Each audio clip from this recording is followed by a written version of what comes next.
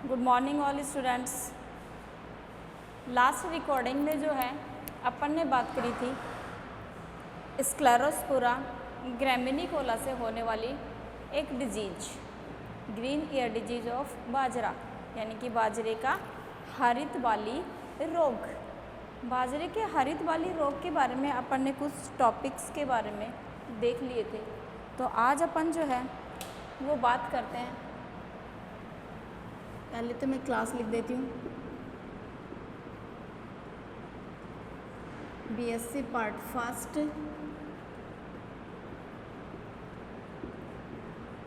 Paper second, botany. फिर अपन बात करते हैं बाजरे के हरित बाली रोग की, कि बाजरे का जो हरित बाली रोग है इसका होस्ट प्लांट कौन है, जिसके लिए कल बताया था लास्ट एपिसोड में कि इसका होस्ट प्लांट कौन है, बाजरा। तो बाजरे का बॉटनिकल नेम लिख दिया जाता है पेनिसिटम टाइफोइडिस। एक इसका पैथोजन, इसका पैथोजन जो है वो स्क्लेरोस्पोरा ग्रैमिनिकोला है। तो स्क्लेरोस्पोरा ग्रैमिनिकोला जो है उसकी डिटेल से हम पहले उसकी क्लासिफिकेशन, उसके जनरल कैरेक्टर्स और उसके द्वारा होने वाले सिम्टम्स के बारे में हम पहले स्टडी कर चुके हैं। स्क्लेरोस्पोरा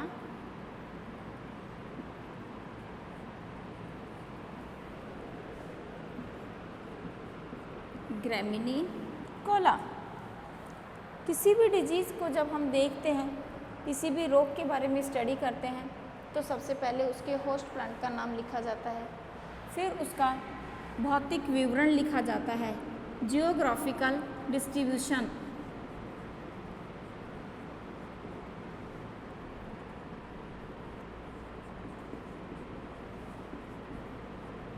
भौगोलिक वितरण, और उसके बाद में लिखते हैं उसके लक्षण, और लक्षण जो सिम्टम्स हैं उसके बाद लिखते हैं उसकी हेतु विज्ञान, इटियोलॉजी। इटियोलॉजी के बाद में लिखते हैं उसकी एपिडेमियोलॉजी, जानपादिक विज्ञान।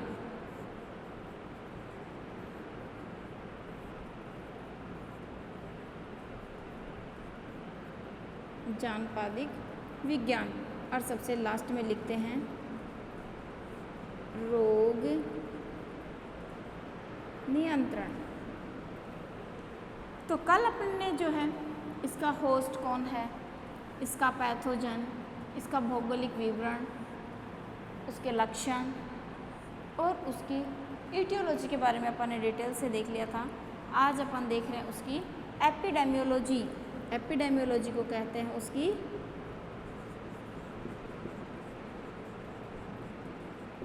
एपिडेमियोलॉजी, जिसको हिंदी में कहते हैं जानपादिक विज्ञान। जानपादिक विज्ञान के अंदर जो है वो ये देखा जाता है कि जब कोई पैथोजन किसी होस्ट के ऊपर अपना संक्रमण करता है, तो उस संक्रमण के कारण उस होस्ट प्लांट की बॉडी के ऊपर कौन कौन से लक्षण जो हैं वो दिखाई देते हैं, और उसके कारण उस प्लांट बॉडी पे जो है किस टाइप के इन्फेक्शन होते हैं, फर्स्ट टाइम वो इन्फेक्शन किसके द्वारा होता है। तो जब हमने ये देखा था कि जब ये सेक्सुअल रिप्रोडक्शन करते हैं, तो इस रिप्रोडक्शन के कारण सबसे पहले जो है किसका फॉर्मेशन होता है, एक oospore का, जिसको हिंदी में कहते हैं निषिक्तांड। जैसे ही ये oospore का फॉर्मेशन होता है, तो वो स्पोर फर्स्ट टाइम अपना इन्फेक्शन करते हैं, तो इसका नाम रख दिया जाता है प्राइमरी इनोकुलेशन, प्राथमिक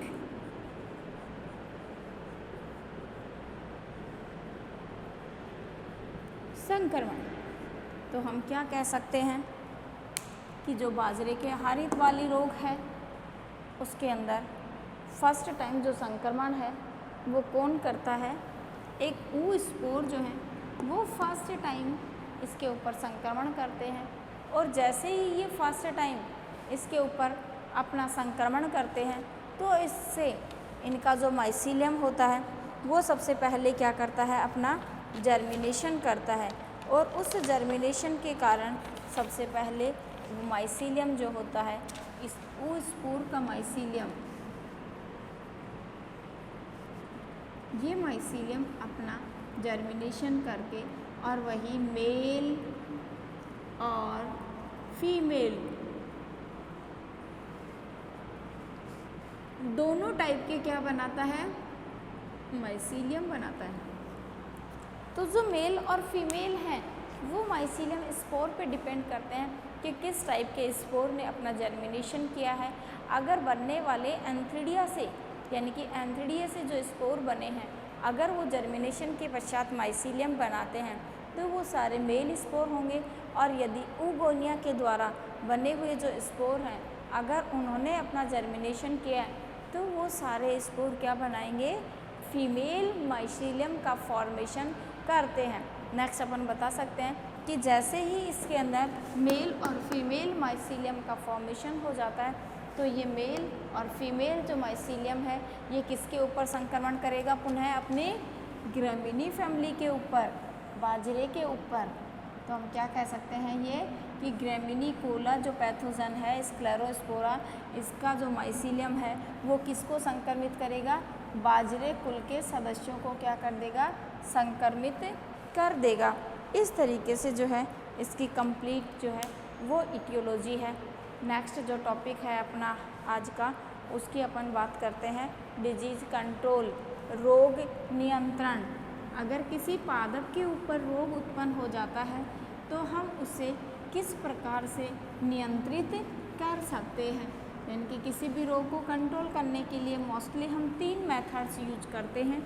एक मेथड्स होती है उसकी बायोलॉजिकल कंट्रोल, एक मेथड्स होती है उसकी फिजिकल कंट्रोल और एक मेथड होती है उसकी केमिकल कंट्रोल।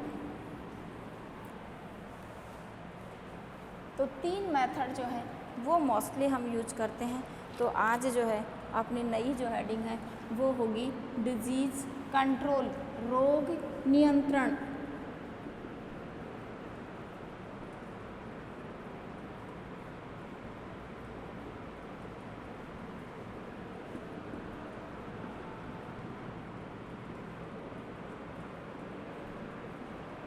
रोग नियंत्रण, रोग को कंट्रोल करने के लिए सबसे पहले जो है मैं आपको सिंपल तरीके से समझाती हूँ कि किस तरीके से हम किसी भी डिजीज़ को कंट्रोल कर सकते हैं। किसी भी डिजीज़ को कंट्रोल करने के लिए सबसे बेस्ट तरीका, सबसे पहला क्रॉप रोटेशन, फसल चक्रण अपनाना चाहिए।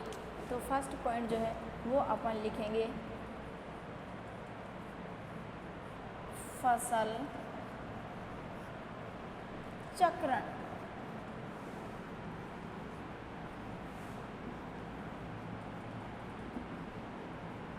क्रॉप रोटेशन, सबसे पहले हमें क्या करना चाहिए, फसल चक्रण अपनाना चाहिए।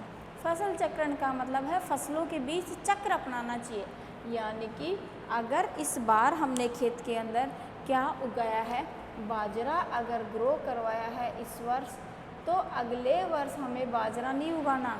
बाजरे की जगह जैसे गंवार है, मूंग है, मोठ है, ऐसे वाले फसल जो है वो हमें ग्रो करवानी है। जिससे क्या होता है कि वो पैथोजन जो है जो एनवायरनमेंट के अंदर या उस सॉइल के अंदर प्रेजेंट है वो क्या करेगा, अपना जर्मिनेशन, अनुकूल परिस्थितियां आने पर वो अपना जर्मिनेशन तो कर लेगा, लेकिन जर्मिनेशन के पश्चात उसको अपना प्रॉपर होस्ट नहीं मिल पाएगा। और जब उसका होस्ट उसको नहीं मिलेगा तो जर्मिनेट किया हुआ माइसीलियम जो है उसकी मृत्यु हो जाएगी। और मृत्यु होने के बाद भी वो लाइफ टाइम के लिए क्या हो जाता है, ख़त्म हो जाता है। तो हम आगे इसके अंदर देखते हैं कि बाजरे के अलावा दूसरी फसल हमें ग्रो करवानी चाहिए, जैसे गंवार, जैसे मूंग, जैसे मूंगफली। ऐसी फसल जो है वो हमें क्या करनी चाहिए, ग्रो करवानी चाहिए, जिससे वो पैथोजन जो है, तो हमें इसमें याद रखने वाली बात क्या है कि क्रॉप रोटेशन जो है वो कम से कम 5 से 6 वर्ष का जो है क्रॉप रोटेशन अपनाना चाहिए। तो हम क्या कह सकते हैं, किसी भी फसल के लिए 5 से 6 वर्ष का क्या करना चाहिए, फसल चक्रण अपनाना चाहिए। हमें फसल चक्रण जो है वो अपनाना चाहिए। तो इसका सबसे फर्स्ट जो पॉइंट्स है वो आता है कि किसी भी क्रॉप्स को, किसी भी फसल को एक पैथोजन द्वारा बचाने के लिए हमें 5-6 वर्ष का कम से कम फसल चक्रण अपनाना चाहिए। दूसरा आता है seed born and soil born, यानी कि बीज से जन्म लेने वाली हैं और मृदा से जन्म लेने वाले जो पैथोजन है उनको हमें उसी टाइम नष्ट कर देना चाहिए। सीड बॉर्न का मतलब होता है वे पैथोजन जो सीड के द्वारा क्या हो, एक स्थान से दूसरे स्थान पे फैलें और फिर वहीं वो जर्मिनेट करें, वो सारे पैथोजन क्या कहलाते हैं, सीड बॉर्न पैथोजन। और वे पैथोजन जो किसके द्वारा जर्मिनेशन करें, सोइल में पड़े हुए स्पोर के द्वारा जर्मिनेशन करें, तो वो सारे क्या कहलाते हैं, सोइल बॉर्न पैथोजन। तो इसके लिए हमें क्या करना चाहिए कि जो सीड हम फसल के लिए ग्रो करवाते हैं, जो फसल के लिए सीड हम यूज करते हैं, वो सीड, वो बीज हमेशा कैसे लेने चाहिए, सर्टिफाइड यूज करने चाहिए। प्रमाणित बीज जो हैं वो हमें फसल के लिए क्या करने चाहिए, यूज करने चाहिए। प्रमाणित बीज जो हैं वो हमें काम में लेनी चाहिए, क्योंकि बीजों की जो सरफेस होती है उसके ऊपर ये छोटे छोटे स्पोर जो हैं वो चिपके हुए रहते हैं, और जैसे ही हम खेत के अंदर उन बीजों को उगाते हैं या उनका सीडलिंग तैयार करते हैं, तो वो उस सीडलिंग के साथ ही क्या कर जाते हैं, अपना जर्मिनेशन कर जाते हैं। और जैसे ही वो सीड जर्मिनेशन करता है तो सीड की आउटर सरफेस के ऊपर जो उपस्थित स्पोर हैं वो भी क्या कर सकते हैं, जर्मिनेशन कर सकते हैं। जैसे मैं आपको एक डायग्राम से समझाऊं कि सपोज करो कि ये एक बाजरे का सीड है, ये सॉइल सरफेस है। जैसे ही हमने इस सीड को क्या करवाया, सॉइल के अंदर ग्रो करवाया, तो ये प्लांट क्या, ये जो सीड है ये आफ्टर सम टाइम, उस टाइम के पश्चात क्या करेगा, अपना जर्मिनेशन करेगा और क्या बनाएगा, अपना एक प्लांट बनाएगा।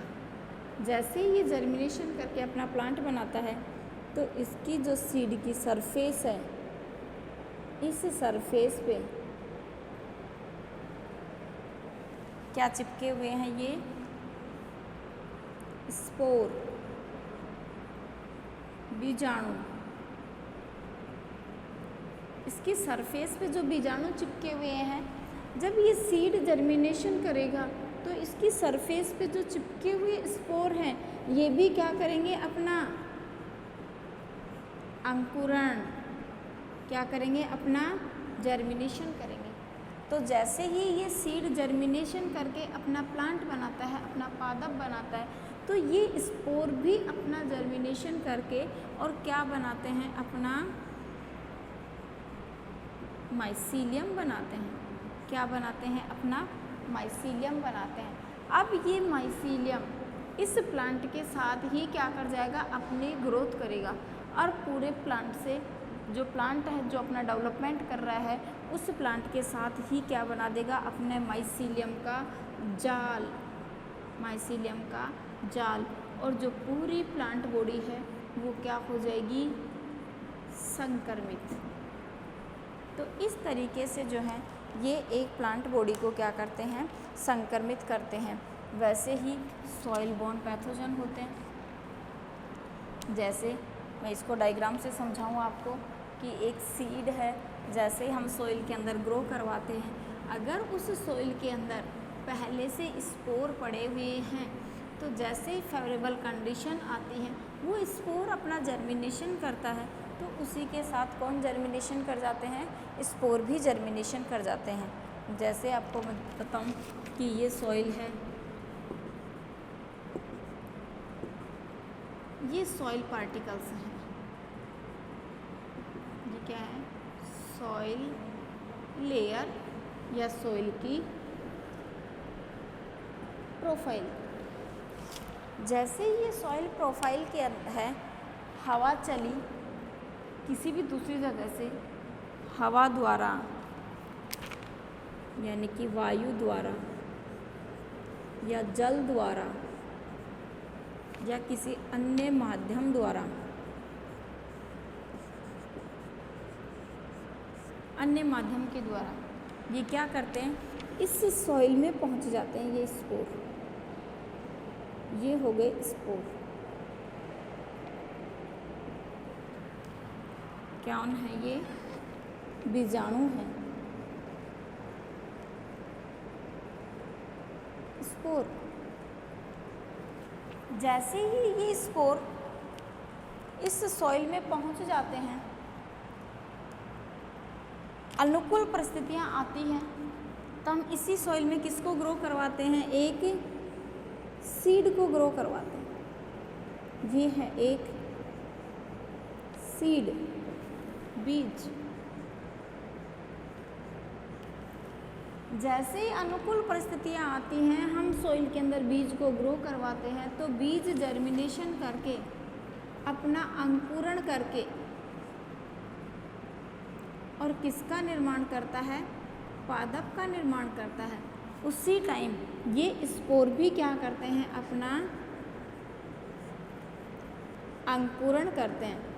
क्या करते हैं, अपना अंकुरण करते हैं। जैसे एक सीड जर्मिनेशन करके एक सीडलिंग बनाता है, वैसे ही एक स्पोर जर्मिनेशन करके एक अपना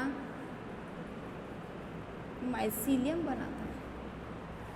अब अगर अपन इसको डायग्राम से बनाएं, ये सीड है जिसने जर्मिनेशन किया और नीचे की तरफ रूट बनाई और ऊपर की तरफ ये एक बाजरे का प्लांट बनाया। इस प्लांट पे ये इसका लीफ पार्ट है,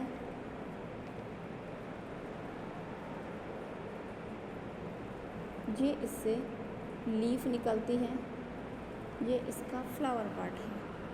तो जैसे ही इस सीड ने जर्मिनेशन करके अपना सीडलिंग प्लांट बनाया, उसी के साथ ही जो स्पोर हैं जो सॉइल में गिरे हुए हैं, ये स्पोर, जैसे सपोज करो ये स्पोर या ये स्पोर, ये भी अपना जर्मिनेशन करेगा और ऐसे होता होता जर्मिनेट करता करता करता करता कहाँ पहुँच गया, इस प्लांट के अंदर पहुँच गया।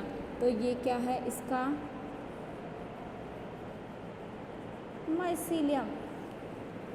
अब ये प्लांट जब और हाइट में बढ़ता हुआ चला जाएगा, तो ये माइसीलियम क्या करेगा, पूरे में अपना एक नेट बना लेगा, अपना जाल बना लेगा, और ये पूरा जाल इस पूरी प्लांट बॉडी को क्या कर लेगा, कवर कर लेगा।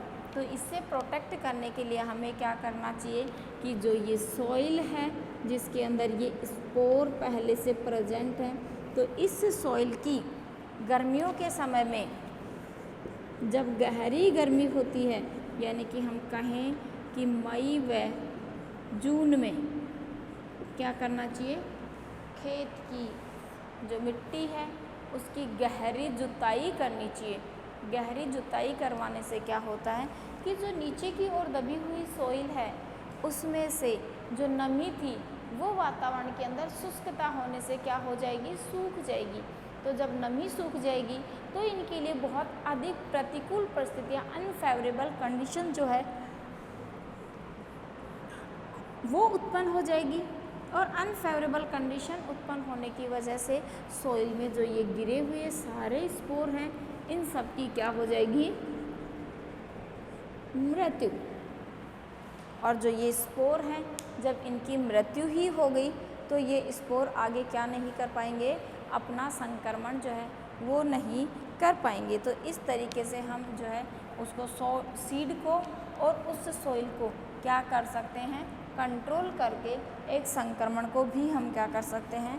कंट्रोल कर सकते हैं। नेक्स्ट आता है, अगर डिजीज के अंदर बहुत ये रोग जो है वो बहुत ज़्यादा बढ़ गया हो तो हमें क्या करना चाहिए? उसके लिए copper oxychloride, copper oxy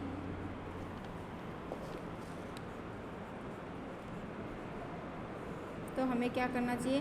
copper oxychloride का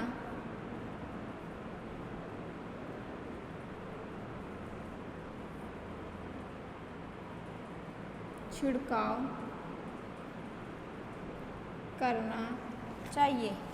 अगर खेत के अंदर रोग बहुत ज़्यादा बढ़ जाता है तो हमें क्या करना है? कॉपर ऑक्सीक्लोराइड जो है उसका हमें खेत के अंदर क्या करना है? छिड़काव करना है। और उस छिड़काव के करने से उस खेत के अंदर जितने भी पादप थे जिनके ऊपर इसका संक्रमण है, वो संक्रमण धीरे धीरे क्या हो जाएगा? ख़त्म हो जाएगा। और फिर भी अगर रोग कंट्रोल नहीं होता है तो जब भी हम अगले वर्ष उस खेत के अंदर वापस बाजरा उगाते हैं तो उसके लिए हमें किसको उगाने की ज़रूरत है? एक प्रमाणित बीज को उगाने की ज़रूरत है।